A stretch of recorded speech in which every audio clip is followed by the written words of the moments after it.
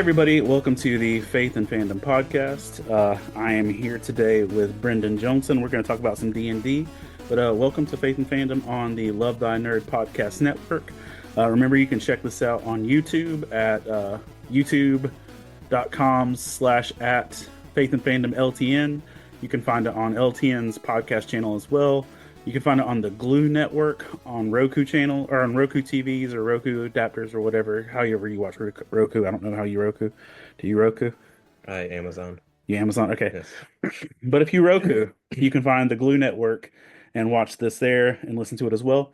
But thank you for joining with us. And there's a lot of other LTN podcast of options available. But this is the first time I've done an LTN podcast with somebody actually like in real life in front of me. So it's kind of a bit different. And so Brendon is going to be with us today talking about D&D, starting campaigns, the tortured life of a DM, and all the other things that goes with it. So how you doing, dude? I'm good. I'm good. Just tired with life, but It'd be like that. yeah, it does be like that.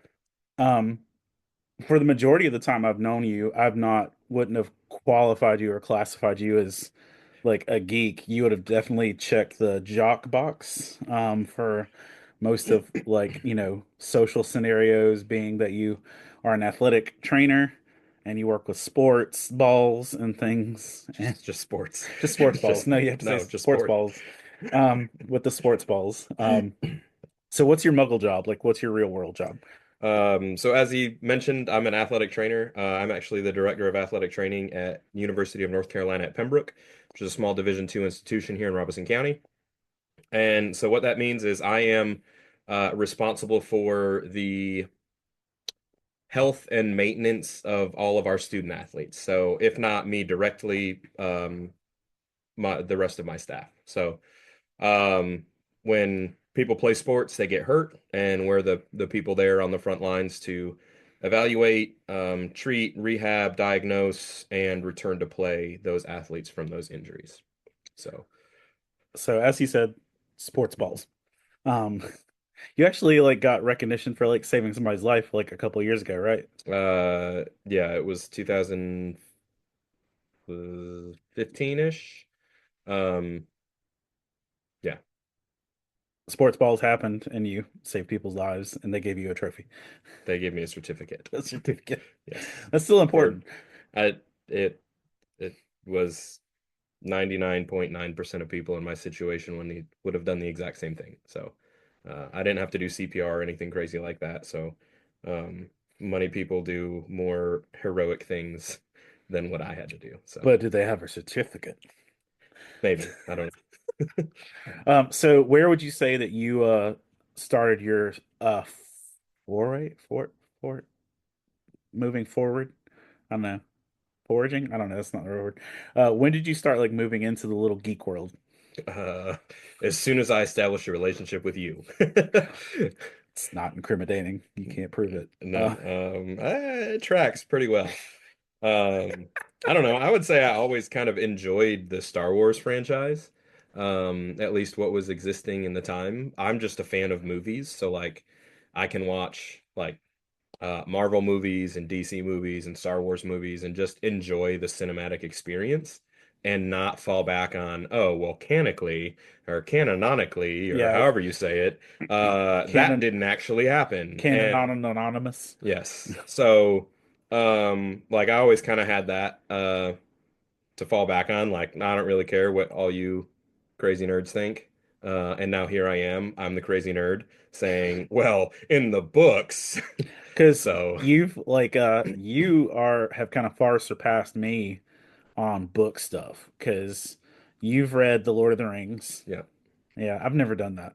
Oh, you Like, should. It's good. yeah, It's so much, but the movies are excellent, phenomenal, and the books are even better. So, if you want to challenge everything that you thought was good about The Lord of the Rings, read the books because there's so much more in the books that aren't in the movies that will just blow your mind. Like there's entire characters and sections of books that aren't in the movies, and it'll just, yeah. nerd. That's the thing. Like, you didn't just stop at that. You've also done Star Wars books. Yes. You've read more Star Wars books than probably the average person. The Um, well, maybe the no, average person, not the average nerd person. I don't know, dude. I don't know many Star Wars people that read Star Wars books. Yeah, well, Not as many as it's you've read. nobody hates Star Wars as much as Star Wars fans. So I'm sure that there are somewhere out there people who hate the books. Yeah. So So there's a copy of Thrawn sitting like directly behind me that I still need to read. yep, Um, it completes my trilogy. So I yeah. have two-thirds of a box set at the house, Don't worry, it's not going anywhere. Um, literally.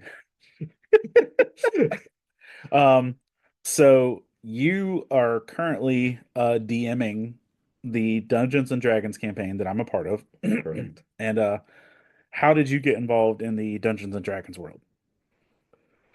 Um, so my older brother Eric has been a DM for a long time. I'm not gonna guess at how many years to either insult him or belittle him. Um, but he's been playing Dungeons and Dragons and DMing for quite a while. And he decided that it was time to play with family. And when my sister moved back to New York, they had kind of started a campaign, and me and Brandy were up there one summer, and he was like, that was when the latest movie came out, the one with Chris Pine. He was like, all right, so we're gonna go watch this movie, and we'll see what you guys think, and then we're gonna go home and we're gonna make characters. And I want you guys to watch the movie first, so you have an idea of what each character is and what they do. And albeit the movie is not a great representation of the actual game, it was good enough to give somebody who had no idea a starting point.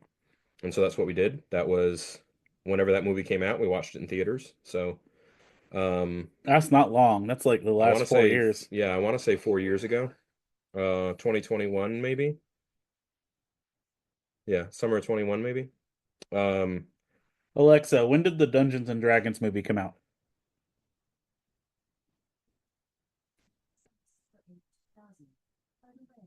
not that one. Not that one. No. Never mind. Carry on. Yeah.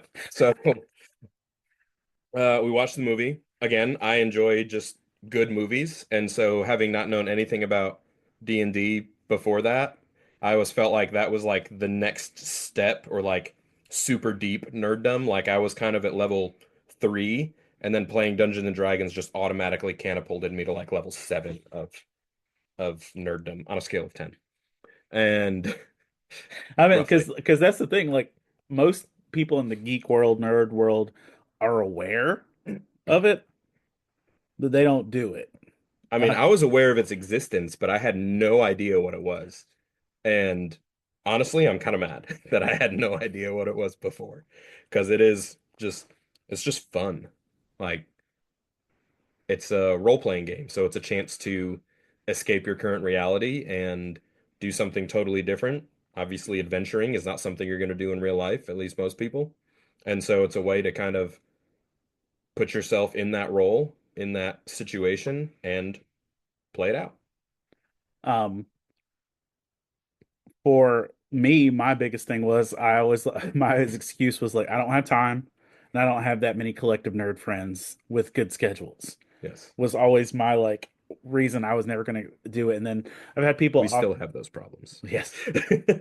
I'd had friends, people that say, you can just join us online. But like, if I was going to do it, I wanted to do it like, face Yeah, to face. And realistically, I don't like, I needed people I trusted to do this. Cause it like, can get really sketchy really fast. and I was like, if it's you doing it, I'm good. I'm comfortable with it. And so you, this is your first campaign you're DMing. Correct. How's it going for you? You tell me. No, no, no, for real. No, I mean, realistically, like one thing that I said when we before we started this campaign is, as the DM, I'm basically the narrator of the story that you guys are writing. So yeah, I have a book and notes and directions on where we want to go, but at the end of the day, we go wherever you guys decide your characters are going. And so if you guys are having a good time, I'm having a good time. So With that, I think one thing I underestimated going into it was just the sheer amount of prep work that goes into it. Even beyond like, so I don't do anything halfway. I really don't. You can ask Hector. It's one of the things that we're gonna play racquetball. I'm gonna have a nice racket, and I'm gonna have brand new racket balls. Uh, The sports balls, sports balls. as they're professionally If we're called. gonna go golfing, like I'm gonna have a decent set of golf clubs and a decent set of golf balls. And so like I don't do anything halfway. Uh, so getting into this, I was like, all right, how overboard am I willing to go? Um, it's very far, by the way. Because it makes it fun. Like for I don't know, I'm really not answering the question, but No, go. You're doing good. from like the first session, I had my little dry erase board, and I drew on the maps and mentioned that this is not a high budget graphics campaign because that's not where I decided to spend my money. And then I found a less expensive way to make a decent map and came the next session with a printed out full color map. And You I don't think it, you don't have to unfold it, but you should like just show how okay. girthy this thing is. So, girthy is such a great word. Girthy is a great Yeah. word. And I think, just this little step of spending the money of whatever ink and paper I had at the house, I think it made the difference. I think it made it more fun for you guys. Oh, definitely. So we've got this bad boy right here. And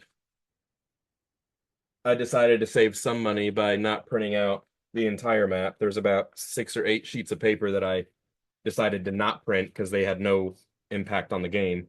So, but yeah. And with that, I can say that I spent a couple hours, about 4 hours at this point, roaming around some of that, and it makes a difference. It really does. Yeah. So, like realistically, how much prep time are you putting into what you're doing right now? Um, For 1 week of campaign, how much prep time are you putting okay. in? So that's kind of a loaded question because I prepare where I think we're gonna go, and then we don't get all of that done. So I put enough prep in for probably what would take about 6 hours to play, and we don't ever make it that far because Yeah.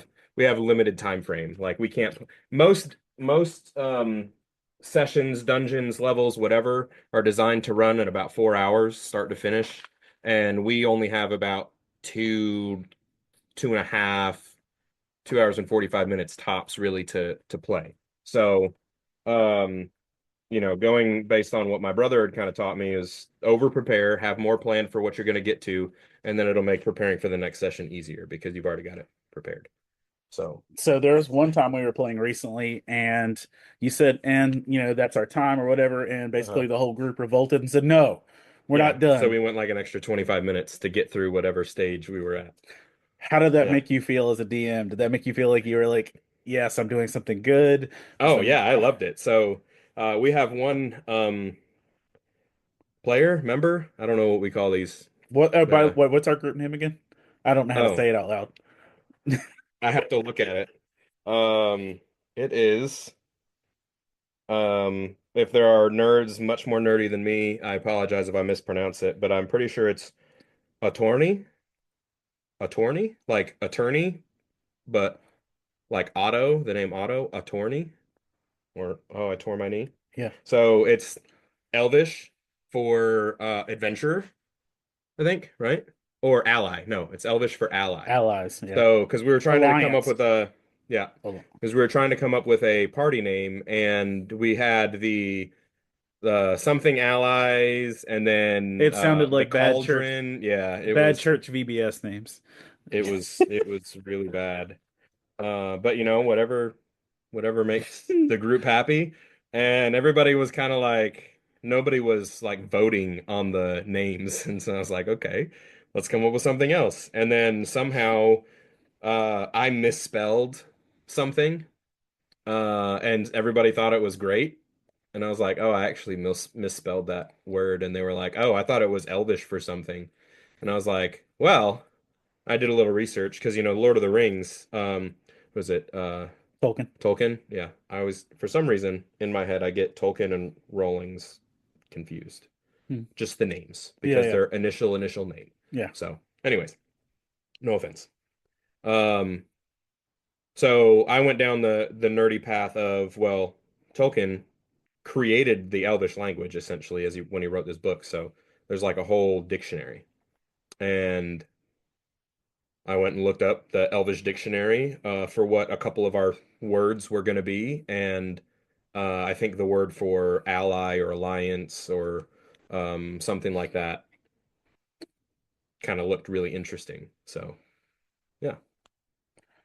What has been your biggest surprise so far in your first campaign of DMing? Um, Honestly, how other people are interested. Like our first session, well, our first playing session, we had some people familiar with you or the coffee shop owner or whatever, want to sit in and just watch because they Yeah, were interested to see how it was gonna go or how to run it. And currently we're playing our campaign at a local coffee shop because we were originally going to play at our church building, and scheduling conflicts. scheduling conflicts and communication errors. um, but the coffee shop's been a much better experience than just Yeah, sitting in the church nursery playing correct. D&D. And we're Correct. also helping our local small businesses with the amount of beverages and snacks we buy Yes. during the campaign.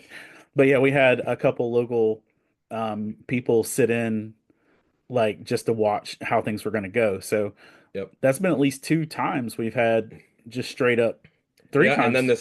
this last time, I think it was one of the sons of the owner was maybe they're helping doing some work on their upstairs. And for like the last almost hour, he'd sit in there for about 15 minutes, step out and come back. He was just watching and listening. And towards the end, he was like giving advice. He was like, "No, I don't think you guys should do that. No, I think you guys should do this." And it was just funny because he was like, and then afterwards, I'm cleaning up and he's like, "So what game is this?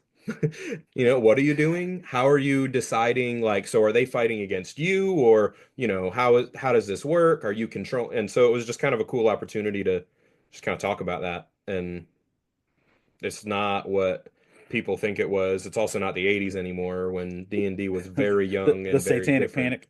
Yeah. So, I mean, It was really cracking me up though, because like you're sitting there like trying to behind your little tower of hmm death, like trying to make decisions, and like this dude's like sitting in the back, like uh, and like shooting eyes. It was pretty great. Um, what do you feel like's been your biggest challenge so far, DMing? um, so I'm not a worrier. That's not the right word. I like to be prepared. So if I'm going to do something, I want to be prepared. I teach. I want to be prepared on what I have to teach. I obviously do athletic training and sports medicine, so I need to be prepared for whatever emergency situations might come up. And playing games, I want to be prepared. Like, so my biggest challenge is feeling like I'm prepared enough. One of the things we talked about in our session zero when we were creating our characters is I can't possibly know everything. So if you have a special ability that your character can do, you need to make sure that you write that down and can explain kind of the written rules surrounding that feature. Um, we can look it up if we have questions, but that just honestly that just wastes time. I want to get it right, but I would rather be like, yeah, that's kind of cool, that's kind of neat. Let's roll with this for now, and then I'll look it up later before we play next time. And if we need to make some adjustments because we did that wrong, or we did it wrong because we did something too good, or we did it wrong because we didn't make it good enough. Like we'll fix it and we'll correct it for the next time. But um, like I've got 6 players, I got Hector and 5 other people, and so they're all different classes. Most of them are different races, and so or species now they call them. So I can't possibly know what all of them can do at any given time, so it's up to them to kind of keep those notes. So for me, like I want to know what everything can do, so that way when you're like, "Oh yeah, I'm going to cast this," I can be like, "Oh, this is what it does and this is how you whatever, this is what I have to do controlling the NPCs. This is what I have to do as a result." And well, I can't. So when they want to cast when our druid wants to cast poison spray, I'm like, "Okay, what does that do?" and then she has to read what poison spray does, and then I react accordingly based on what I have to do. So eventually, things that we use a lot, I'll remember. Like I know what a longsword does because in both of my campaigns, I've used longswords. So stuff that I've done, I have a decent understanding of. But I've never played a druid. Brandy has, so there's that. Brandy's But his wife, by the yeah, way. shout out, Brandy. You're a real one. Honestly, dude, having your wife, like, A, the fact that your wife plays D&D with you already, that's Yeah, a win. yeah, B, the fact that your wife is willing to like do a campaign with you with all the rest of us, and like she's like moderately supportive of like all of your DMing and only yeah, slightly, gets frustrated when she knows that yeah, more than you do in some areas. But yeah, yeah. So I was doing some research on our next adventure this week, and she walked out of the room, or she walked into the room that I was sitting in, and went to look at the computer to see what I was doing, and I had to cover it up and say, no, you can't look, you can't look at this, you can't look at this map because this is the map we're about to go see, and it's got things on here that you can't see yet. So, um, that's but yeah, that's gonna be the start being the excuse for every dude's struggles with the internet. It's like, don't do that. don't do Don't do that. that. Don't do that. And that's what makes it weird because we're relatively open about everything else. So like if I'm doing something on the computer and she looks on the computer, it's not a big deal. And so it was just kind of funny that I was like, no, no, No, no, no, no, no. you can't look. And so she's kind of like, I why? was like, this is for the campaign. Yeah. So I had to like show her the what I was doing without showing her what I was looking at. And the trust issues began when I They DM'd didn't, my or wife. fine. Okay. When I DM'd my wife. DM means two different things in this scenario. It'll actually be, it's got a whole So array of no, but I think it's possibilities. awesome because like obviously you guys don't know Brandy, you don't know me, but like you wouldn't peg Brandy as a oh, you play D&D No, and enjoy it and like she's good too, yeah, like character and wise and everything. because we played a couple different characters, we've done we kind of have our what I would call our running campaign with my brother and she's a druid in that one. Um, and then we played another quick little fun starter campaign, and she was what was she? I don't remember what she was, but she wasn't a druid. I think she was a ranger, which was kind of different for her. And then we're in another. We've kind of started another campaign with my brother because we're not able to. We only play the other one in person whenever we go up to New York, and so we only play that once or twice a year. So we started an online one, and she's a paladin in that one. So Be careful tapping the. she's a paladin in that one. So she's got a little different experiences. I've got some different experiences. Um, so it's helped. Obviously, if you've played before, it helps DM. I don't think that should be a prerequisite, but I think it should be encouraged. You should have at least played, you know, a couple levels of a character before you can run a game. Just it helps you understand the game mechanics better. Um, what what do you feel like? Do you have any regrets so far in how you've done things? Um, Not really. There was one situation that I was looking back on and I was like, oh, I totally could have done this and it would have been awesome. And I didn't because I didn't think of it in the time, but they say hindsight's 2020 and when you're running through things because again, I'm a teacher, so I'm like analyzing how I guess performed and all right, what did I not do great? Where can I prepare better? Um, what information did I not know and have to look up and looking back at one of the scenarios, I was like, oh man, I definitely could have made that way more, uh, which is a good thing for you guys because it would have made it way more challenging for you guys as players. But Malicious it dishwasher. would have been epic. So maybe not epic, but it would have been fun. I'll say that one of the things that like because it's been fun the whole time. I don't think that it's been unfun at any point yet. Um, Minus character building because I was doing taxes. That was like Yeah, but I mean, if I would have just walked in and handed you a sheet, it wouldn't have been as fun. No. no, you the pleasure, you're Cademan. That's amazing. is your character. You created him. Oh no. You might need to move the light so you Yeah, can see. it's okay. I get him. You designed him, right? Like you literally sent me a sketch of what you wanted your character to look like. And you got to choose all of his features, all of his proficiencies. You got to roll all of his ability scores. And so Okay, like you but know this person. choosing is one thing. Bad dice rolling is another. Like, Well, and that's why I said you rolled all of his ability scores. But because that's also what makes it fun. Like a character that has no negative trait is not fun. Because if you think about real life, like as great as you are as a person, as great as I am as a person, we have our negative traits. Trust me. I do. Maybe not him. But um so it makes it feel real life. There are going to be certain things that Cademan cannot do in game because he doesn't have, I don't remember, maybe not a high intelligence score. yeah, I'm Um, not rocking the genius. so he's not going to be one to do a lot of the investigation and perception and medicine checks and stuff like that. But he's got a high strength score and he's really good at smashing things. I also have So moderately good armor, so yes, you have the highest AC in the group because you have chainmail and a shield. that's always up. Yes, that is always up. Yes, that is one thing. You learn that the hard way when you forget to say my shield's up because it lowers your AC and you got hit by something that you shouldn't have. My shield has been Yeah. up the entire time we've been Yep. playing. And that's what he says every time. By the Is way, my my shield shield is up? up. Well, you haven't done anything that you need two hands for yet, so yes, you have your shield.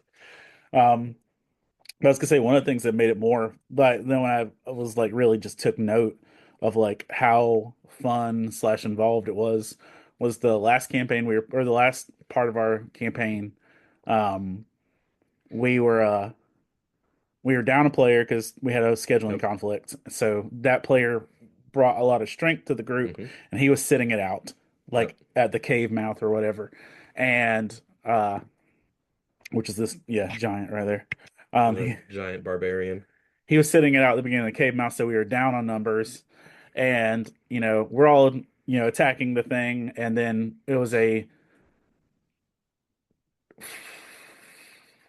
flame duke. No, Fume Drake? Fume No. Drake, Flame Yeah. Duke, Fume Drake. Fume Yeah, Drake. Fume Yep. Drake. They were fighting a Fume Drake, and one of them like once got wounded, it exploded, Yep. and then like one flew right to me, and like Yep. I literally had dread. And it wasn't just like oh man, this is a part of story. I was like, no, no, no, no, no, Yeah. no. Like I had Yeah. like If you kill this dude next to me, he's going to explode and I'm going to take damage. and like it was literally that when I felt the like no, like I had the actual like He literally pleaded with the other character to not kill it so it didn't explode next to him. because there's the dude on the other side of the cave Hmm. saying, "Hey, I'm gonna hit it with a with With an arrow. Eldritch Oh, Blast." yeah. He's like, "I'm gonna hit this thing with Eldritch Blast." I'm like, "If you do that, I'm gonna die." Yeah. And like, I'm literally trying to. But did you die? I was pleading for my life, and when I found myself actually like pleading, I was like, "Oh, I'm having fun." Yeah, And then exactly. like what are we 4 sessions deep, and the one of the more introverted Yes. players finally spoke up and said, Yeah. "Hey, let's reevaluate this whole thing." And it Yep. was like people finally getting out of their stuff with it. So Yep. it's been And I had that meme saved for the moment that that player decided to embrace the role play. yeah, And it was wonderful that it only took 2 sessions. yeah, So, because I remember she left the first session kind of thinking that she didn't really have a voice. Like she didn't really, I don't know if she felt like she wasn't heard or she didn't speak up enough. yeah. I don't know, but and so it was nice to kind of see that develop. And this is a game. And at the end of the day, it is just a game. But it's fun. And when people are having fun, they're more willing to talk. So, When it's been received well too at the coffee shop we're doing it, like the coffee shop owner like said, "Hey, we need you to get you to run more games here and host other things." yeah. And no. Yes. um, so let's say for someone who's watching this who's never played, Hmm. what encouragement or advice would you give them for finding a campaign or getting started, or like just if somebody was trying to put their foot in the door of starting to play, Hmm. what would you recommend? Um, so I think the hardest part would be finding some people to play with, right? Um, but there are, if there's a local game shop that you can go to and ask, they would probably be some of the people that would know of something going on just because they sell the material, or people who are interested in D&D are also interested in other things. So, there might be some crossover and carryover there. Um, there are online platforms that you can play like D&D Beyond and Roll20. Those are all big names, but getting on Reddit and Discord and stuff like that, which can be really, really sketchy. But it's a tool that can be useful, and that's what a lot of people who play online do it that way. Um, and then, YouTube is a great resource. Watch I mean, there are like the big like $100,000 production. Like you can go watch people play in Madison Square Garden or something. That might be a little over the top, but watching a YouTube video of some of these guys play, like Critical Role is probably one of the most famous and highly productive, like in terms of what they put into it. Um, Now there's traveling stage shows as right. well. That's what I mean. So you can go watch them play in like the Crown Coliseum, I don't know if they come to Fayetteville, but Yeah. yeah. So, just Ooh, we should do a D&D retreat. I'm listening. Like just like get like a big Airbnb at the beach or something and like just Yeah. do So do it for like a whole we weekend. played we played a whole starter campaign, which is level 1 through 3. Um and we played the whole session. We created our characters beforehand, but we played all 3 levels in a week. And we played for 4 or 5 hours a night. And we played 2 or 3 nights in a row, took a night off, played another couple nights, took a night off, played a couple nights. Like it was the math probably doesn't have math there, but so I mean it's possible. Like we could play if we had the people and the stamina and the attention span. Like I mean, 4 or 5 hours a session, you can usually get through one of those chapters, maybe 1 or 2 chapters a level. So We could just do like a D&D lock-in. you know, We just do, good. yeah, either way. So that's for, and one thing I'll add in my limited bit of experience so far, one of the best things I could recommend if you are interested in actually just playing would be to play Baldur's Gate 3. Um, because Baldur's Gate 3 is literally D&D, Yep. but just in computer form, in video game form. And so the spells, the locations, the way that the roles work, Hmm. all of the stuff that made no sense to me when I started playing Baldur's Gate 3, all of a sudden makes perfect sense now playing in this Yeah. campaign. And I feel like now I would probably enjoy Baldur's Gate 3 more because I'm actually doing this and have a better understanding of it. But in terms of the play structure, things like that, if you don't have people to start out with, starting off with a game like Baldur's Gate 3 would be a good way to Hmm. get you in there because literally the spell that Home Dude tried to kill me with the other week is a spell I used all the time in Baldur's Gate 3 and I was like not with that one. Um Eldritch Blast. yeah. Yeah. Well, the Eldritch Blast, because it's there's a dude, and because we're in the Storm Coast, right? Sword Coast. Sword Yep. Coast. Yeah, there's a dude named Will from the Sword Coast Yep. who uses Eldritch Blast, and like, I'm like, I want to die by Will. Yeah. Um, so that's for playing. So to flip it, if you were to tell, if like, say someone's already playing or anything else, Hmm. if they want to become a DM, what would you recommend for them to do to start that process? Um, Honestly, just try it. Like it doesn't take much. Like we could run an entire campaign with just the two of us, me DMing and you playing, or vice versa. Now, honestly, it probably wouldn't be as fun as it would be with multiple people, but it would be no different than playing a video game, so it's like you still would have that interaction. So just do it. Look into it. Again, you same thing like what I did, because I was like, yeah, let's do it. And then after I agreed to it, I was like, oh crap, I don't know what I'm doing. So, read the stories that you want to play. There's tons of DM resources on multiple different uh, websites that you can either read or watch on YouTube, and a lot of them will give you really good ideas. And I think the best part, like with basically anything that you want to do, is you pick and choose what little bits that you want. So you don't have to do it solely the way that I do it.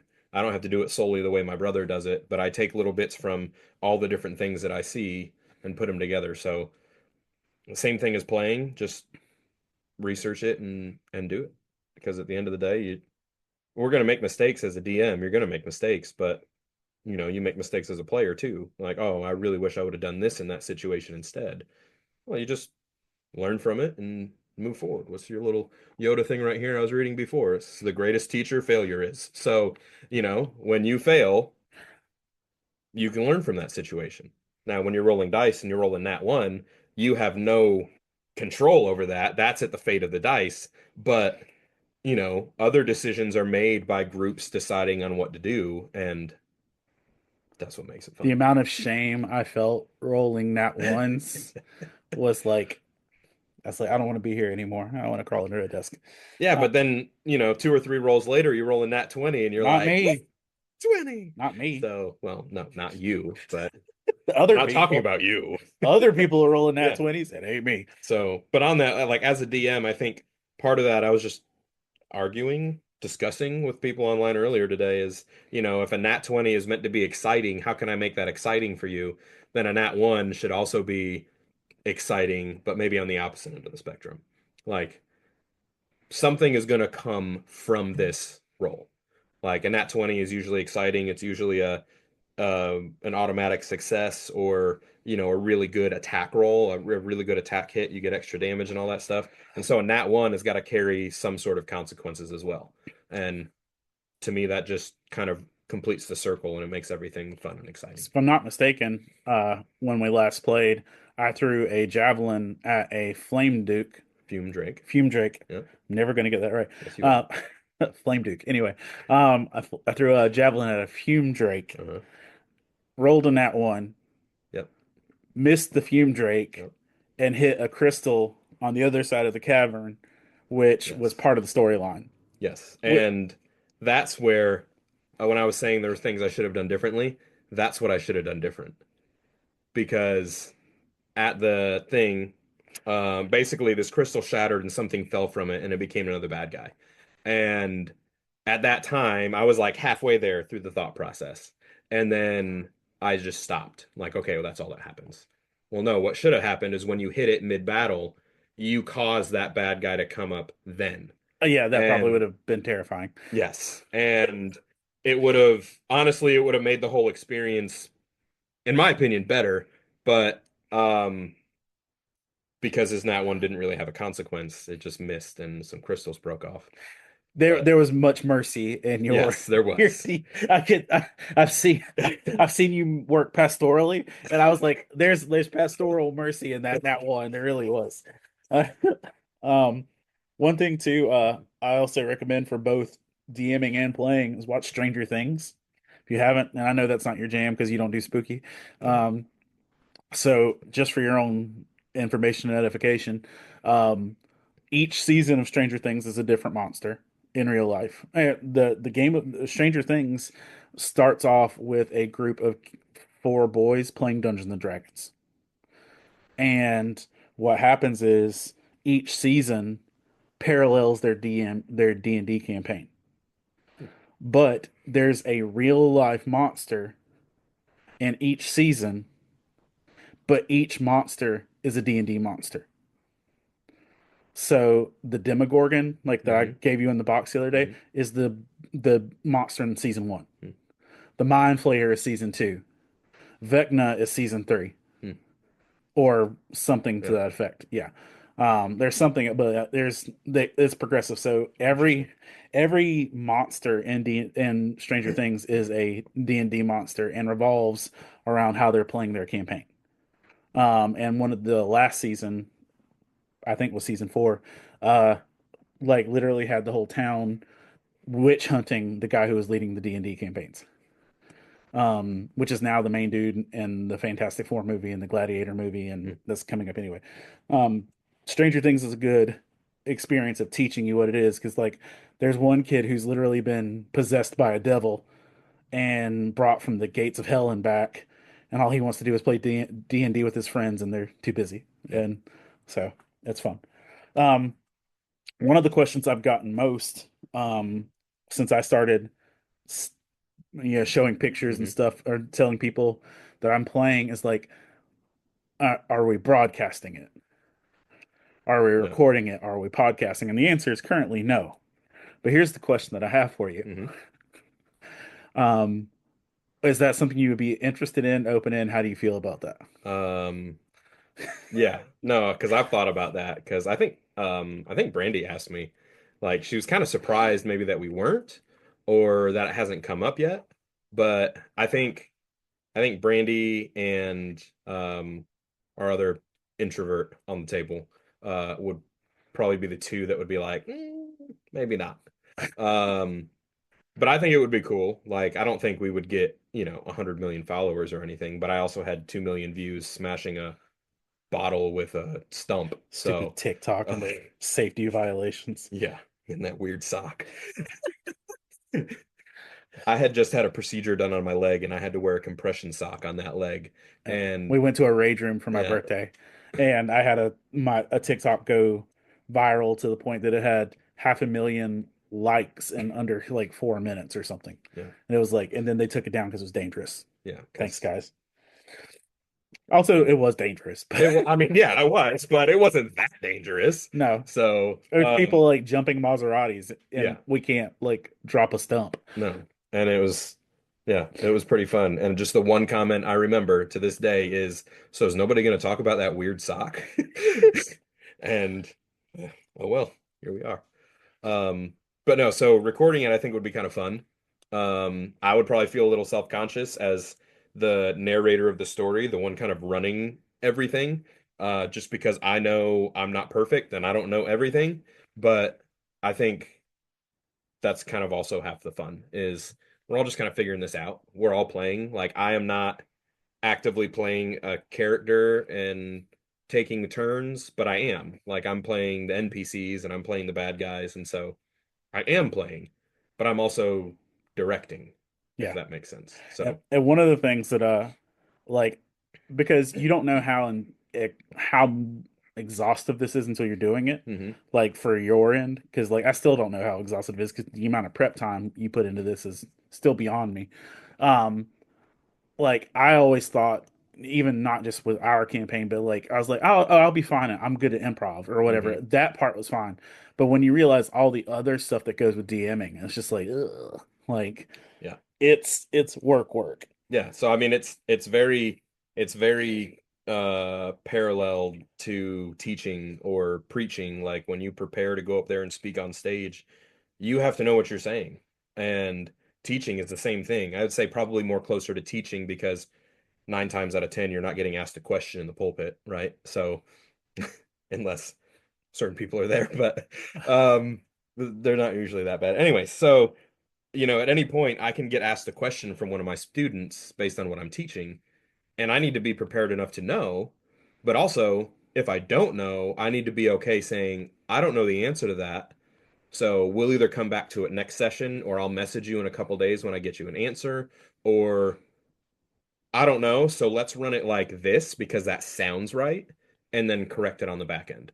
So, And like you do so much work. Like I know we held some of these figures up earlier, but you like after we picked our characters, you got appropriate species characters, and then you had us give you descriptions, and you've been painting mhm. them Yep. and doing all this stuff for them, and that's a lot of love and detail to put into this stuff. Like also, how the Yeah. crap do you paint things so small? It is very, very hard. My eyes hurt when I'm done. No, bro, this is. My eyes hurt when I was I'm like, done. I can only do like so I painted these two at the same time this time. My and our barbarian wasn't bad because he's literally only got like a kilt and then skin.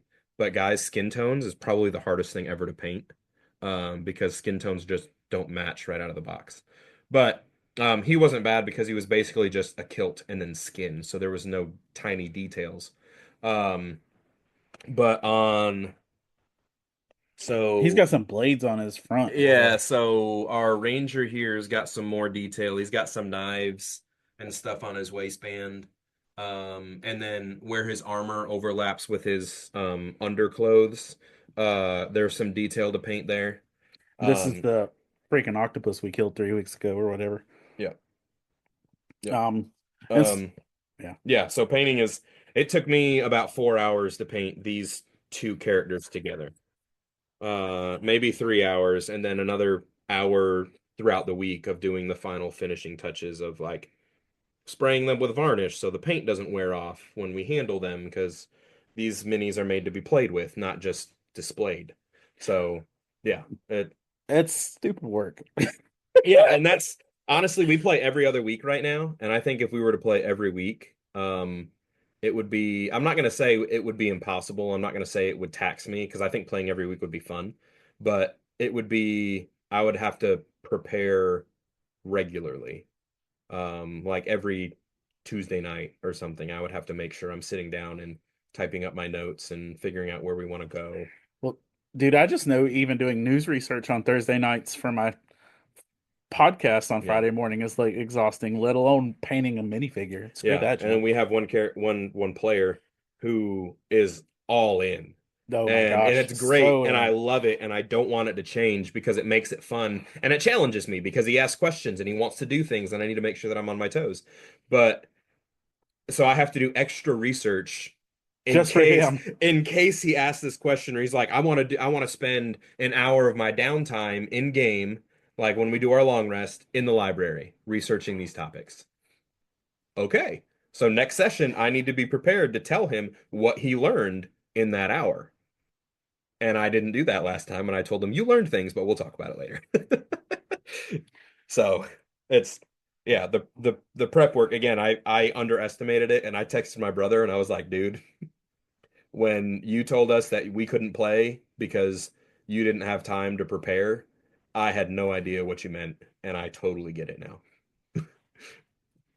Um, so just because we briefly mentioned it, um, and it doesn't have to go crazy on the spiritual end of things, but to say this, but for the people that have always been like afraid of D&D, because the devil, Yeah. um, now now that you've played and you're DMing and Mhm. all the things, like what do you have to encourage or tell people in that capacity?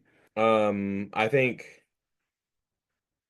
probably more on the sketchy things of being a Christ follower and a believer is like you is probably less on the evil part and it's more on the other gods part. Like there are so many gods in like little g gods for clarification in this world, like in the world of Dungeons and Dragons, like so your character here is a paladin, right? And a paladin is essentially a knight or a warrior that's sworn an oath to a deity.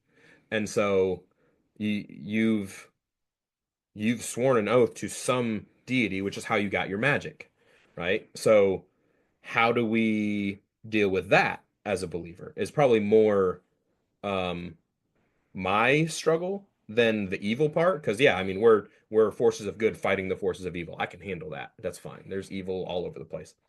Um, but also at the end of the day, it's just a game. It's, It's it's just pretend. At the end of the day, I'm not going home and praying to these other little g gods. And that's it. Like it's just a game. It's no different than playing Call of Duty and now all of a sudden I'm yeah, yeah, things that I'm not going to say online. So it's just by the way, the Ninja Turtles are coming to Call of Duty. I don't feel good about that at what's all. this Fortnite? Right, it is. They're Yeah, turning it into no, Fortnite. that's ridiculous. But like, I mean, to me, it's no different of an argument of the classic. Well, if you play shooter games, then you're going to want to be a shooter. Or if you play racing games, then you're going to want to drive fast and reckless. Like if you play a game like this that has a polytheistic view, then you're going to then in turn be polytheistic. I don't think there's a parallel. So, It does make me want to wear chainmail and have a sledgehammer. Yes, I was not looking that up the other day. Because I was saying kind of our primary campaign, I'm a bronze dragonborn samurai fighter, Oof. and I definitely do not have a samurai hoodie and two cosplay swords in my closet. I don't. It's not like there's a warhammer like up there and like 4 or 5 shields directly around us all around. Yeah, but you live this world. You write in this world. You're active in it. I'm a guest. Yeah, Like, I've got I've got a travel visa in this yeah, world. I read the books. So, You're a tourist. yes, I have the stamps in my passport, but I don't live there.